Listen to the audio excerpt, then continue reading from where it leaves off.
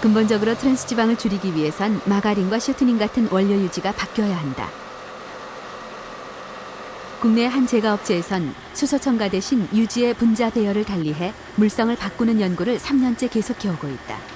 기존 경화유들이 많게는 30%, 그래서 적게는 경화유지만은 극히 적은 양의 여러 가지 경화유들이 있는데, 저희들이 그걸 갖다가 대체하는 연구를 해가지고 트랜스 지방 함량이 거의 제로에 가까운 그런 걸 해가지고 경화를 대체할 수 있는 게 개발이 되어 있습니다. 새로운 기술을 적용하기 위해 설비를 새로 마련하고 있는 업체도 생기고 있다. 트랜스 지방을 줄이는 데에는 엄청난 돈과 시간이 들어간다. 하지만 국민 건강이라는 차원에서 그만한 가치가 있는 꼭 필요한 일이다. 이 트랜스 지방에 대해서는 문제에 대해서는 알고는 있지만 아직까지 공식화시킨다든가 이런 부분은 없었거든요. 그래서 저희들도 그동안에 그런 부분들에 대해 가지고 좀 대응을 하기 위해 가지고 몇 년 전부터 사실 그런 부분들은 저희가 계속 지속적으로 이제 연구를 해왔거든요. 연구를 해와가지고 이번에 이제 새로 저희가 이제 투자를 하면서 이런 설비들을 전부 다 트랜스 지방산을 저감할 수 있는 그런 쪽으로 설비들을 바꾸고, 그래서 지금 이제 업체들하고도 같이 공동으로 이렇게 대체 나가기 위해서 지금 협력을 하고 있는 중입니다. 지금 미국과 덴마크 등지에선 트랜스 지방 함량이 0g인 제품들을 만들고 있고, 그것들은 영양 표시까지 정확하게 기록된 상태로 판매되고 있다. 그러나 우리에겐 그런 미래가 오기까지 아직 상당한 시간이 필요하다. 결국 남은 것은 소비자의 선택, 바로 우리들의 몫이다.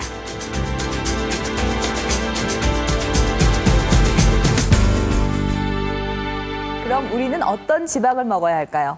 이 고려대학교 구로병원 순환기내과의 오동주 교수님 모셔서 어떻게 지방을 먹어야 하는지 들어보겠습니다. 교수님, 안녕하세요. 예. 지방을 무조건 피하기만 한다고 될 일이 아닌데요. 예, 우리 몸에는 지방이 반드시 있어야 되거든요. 예. 그것이 있어야 세포가 잘 구성이 되고 혈액도 원활하게 돌아갑니다. 지방이 너무 적게 되면 혈관이 약해져서 오히려 뇌출혈 같은 게 오는 경우도 있어요. 그래서 꼭 먹어야 되는데 문제는 너무 많이 드시고 좀 좋지 않은 지방을 드시는 게 문제가 되겠어요. 그러면은 어떤 음식들을 먹어야 지금 말씀하신 대로 좀 좋은 지방을 섭취할 수 있을까요? 네네. 여기 보시는 요 피라미드가 이제 음식을 표시한 건데요. 예. 삼각형으로 되어 있는데 네. 제일 아래쪽에 있는 것일수록 좋고 네. 올라갈수록 가능하면 안 먹는 게 좋다고 되어 있습니다. 예. 그래서 아래쪽에 보시면 콩, 견과류 같은 자시라든지 호두 같은 것은 불포화 지방이 많아서 네. 혈관 보호작용이 있습니다. 중간에 있는 생선 같은 경우는 오메가3 지방 같은 게 많아서 네. 동맥경화라든지 여러 세포에 좋은 영향을 주고 있고, 맨 위에 보시면은 빨간 게 있는데 이게 바로 빨간 고기입니다. 예. 빨간 고기일수록 단백질도 있지만 좋지 않은 지방이 많이 들어간 걸로 되어 있고요. 그래서 고기를 드실 때도 지방을 조금 발라서 드신다거나 네. 살코기만 띄어서 잘 조리해 드시면은 단백질 섭취는 많이 되고 지방 섭취는 좀 줄일 수가 있겠습니다. 네. 지금 말씀해 주신 것처럼 이런 식품의 그 재료도 굉장히 중요한데 이 조리법도 중요할 것 같아요. 빵이나 야채 드실 때도 이 마요네즈 같은 소스를 많이 쳐서 드시는데 야채 많이 드시려고 네, 소스 네. 뿌려서 많이 드시거든요. 근데 그런 소스에도 이런 지방이 많이 들어 있습니다. 예. 그래서 소스를 좀 주의 깊게 관찰하시는 게 좋고요. 예. 그리고 저희가 옛날부터 이렇게 짜 먹던 참기름이나 들기름 같은 것은 지방도 좋은 지방이 많고 트랜스 지방이 거의 없거나 조금 들어간 되어 있습니다. 그래서 네. 그런 지방을 좀 기름을 골라서 드시는 게 좋을 것 같습니다. 생선 같은 경우에는 아까 참 좋다고 하셨잖아요. 네. 그런데 이제 생선을 프라이팬에 이렇게 살짝 그 기름칠해서 튀겨 먹는 경우가 좀 꽤 있는데 그런 경우는 괜찮겠습니까? 일단 생선 같은 경우도 일주일에 2번만 드시면 심장병이 40% 준다고 돼 있지만 예. 기름에 튀기면은 뭐 0%니 더 안 좋다고 돼 있거든요. 근데 프라이팬에 튀기는 것도 이 기름이 많이 적셔서 예. 그걸로 익을 정도면은 프라이에 튀긴 거랑 똑같은 효과를 보고 있습니다. 네. 가능하면은 데치거나 조리거나 구워 드시거나 하는 게 좋을 것 같습니다. 근데 요즘 아이들은 주로 기름에 튀긴 것을 좋아해요. 그래서 사실은 이런 기름에 잘 길들여져 있는 입맛이 아이들이 그렇거든요. 네. 예, 그러니 참 걱정이네요. 제일 좋은 건 안 먹는 게 좋은데요. 트랜스지방을 그렇게 할 수는 없고 그래서 그 WHO 세계보건기구에서 권장한 거 보면은 총 칼로리의 1% 이내라고 되어 있습니다. 그래서 네. 2,000칼로리를 먹는 성인이면은 그 하루에 2.2g 이하의 트랜스지방을 먹는 게 좋다고 되어 있거든요. 예. 근데 여기 보시면은 감자튀김 1인분에 이 트랜스지방이 5내지 6g이 들어있어요.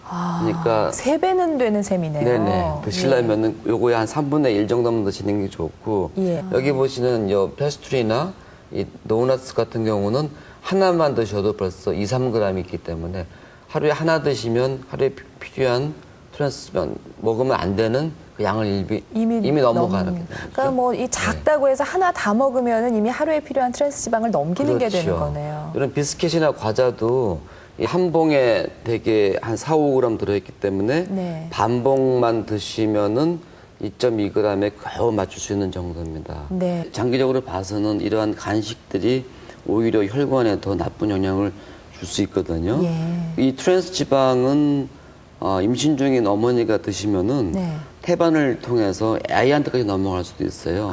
그리고 제일 무서운 게 이게 중독성인데 이런 중독성이 어려서부터 이렇게 몸에 젖어들 수 있기 때문에 사실은 아기 때부터 동맥경화는 2살 때부터 시작된다고 되어 있습니다. 동맥경화가 2살부터요? 네, 그래서 아주 어린 아이 때부터 어머니들이 모유로도 신경을 써야 되고 네. 먹이는 간식부터 다 관심을 가져야 되고 더 커서는 본인들 이런 습관에 들지 않도록 중독성을 좀 없앨 수 있도록 배려를 하고 지도하고 교육하는 게 중요하리라고 생각이 됩니다. 네, 알겠습니다. 교수님 좋은 말씀 감사합니다.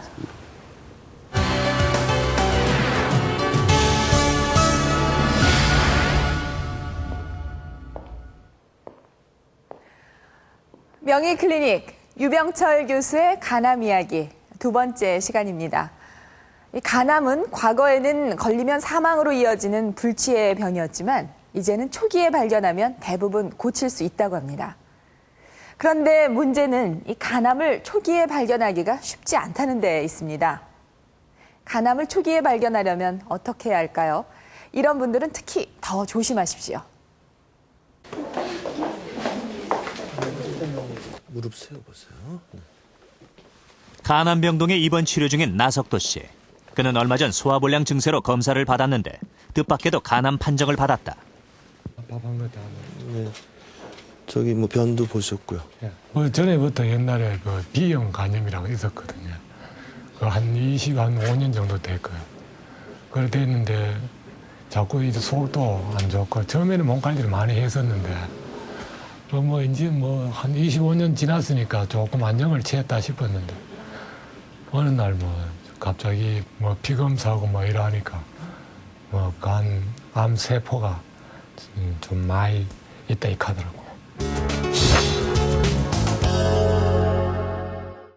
일반적으로 간 질환은 그 초기에는 대부분 증상이 없습니다. 우리 몸에 간이 워낙 중요한 장기이다 보니까 우리 몸에 필요한 간의 기능보다 한 2~3배 정도의 여유 기능을 우리가 갖고 있습니다. 그래서 간이 상당 부분 손상을 받아도 우리가 증상을 못 느끼게 돼 있습니다. 그래서 그 간암이 벌써 어떤 증상을 일으킬 때쯤 되면은 상당히 많이 진행이 돼 있는 거죠.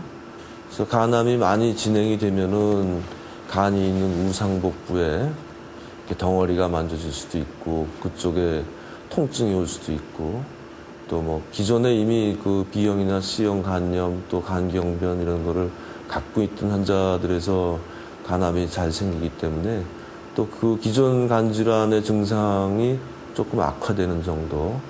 그래서 간암을 나타내는 이런 게 증상이 있으면 간암이구나 그런 대표적인 증상은 없습니다. 그리고 꼭 기억하셔야 되는 거는 초기 웬만큼 진행될 때까지는 전혀 증상이 없다는 거죠.